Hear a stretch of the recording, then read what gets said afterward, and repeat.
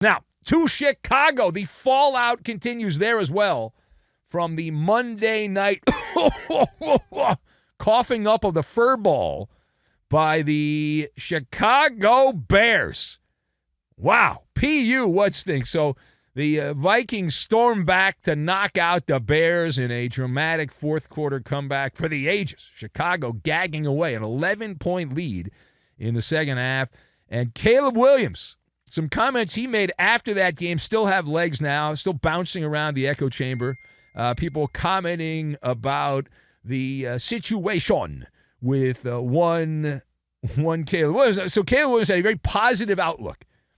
He expressed his belief that he and Ben Johnson worked well together, which we saw the quotes, and I kind of rolled my eyes at this. I said, it's like if you did, it's like Vassay doing Dodger talk, right? And they're praising the Dodger bullpen when they go out there and ride the vomit comp at every Dodger game. It's like that, It's like, well, it was really positive, He didn't kill anyone he didn't hit any batters in the head with the pitch. And you're like, okay. So he very positive, expressed the belief that Ben Johnson worked well with him and all that. He said, I think there was a lot of good there. Our communication, he was getting the plays in fast. Caleb Williams smirked.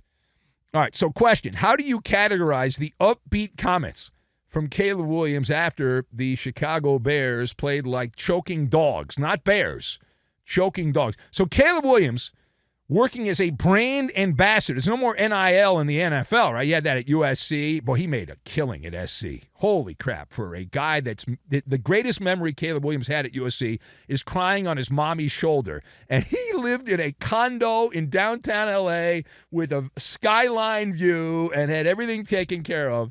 And that was his contribution to USC football. Anyway, so he's in the NFL now. He's now the brand ambassador for lollipops.com. Congratulations.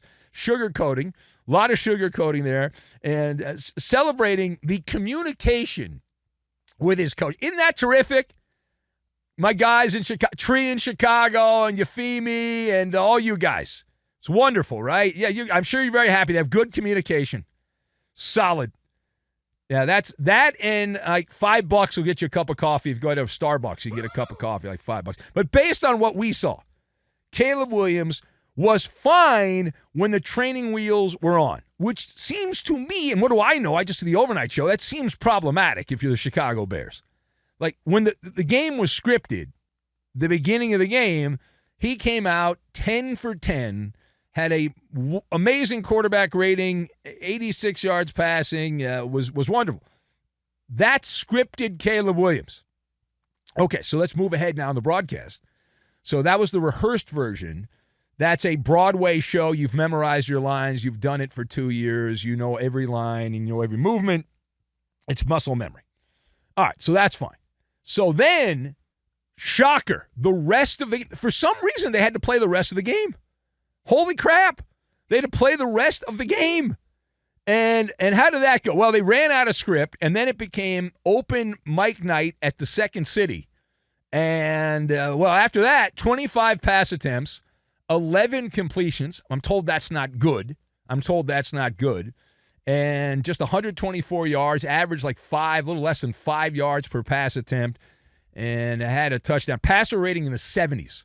So he started 10 of 10 from the early part of the second quarter.